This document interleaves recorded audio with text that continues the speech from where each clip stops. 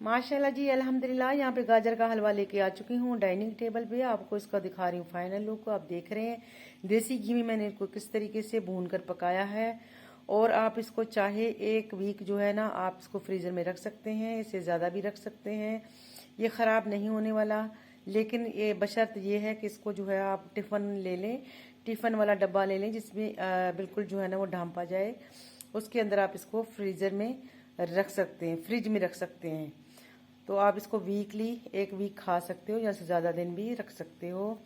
तो ये बहुत ही मज़ेदार हलवा है, ख़राब नहीं होने वाला। तो जी उम्मीद करती हूँ आज की रेसिपी मेरी ज़रूर आपको पसंद आई होगी। आई होप आप मेरी रेसिपी को फॉलो करेंगे, आप मुझे मेरी रेसिपी को शेयर करेंगे और मेरे लाइक करेंगे मेरे चैनल को, और मेरे चैनल को सब्सक्राइब करेंगे। खुश रहिएगा, खुशियाँ बांटिएगा। मुझे दीजिएगा इजाज़त। अल्लाह हाफिज़।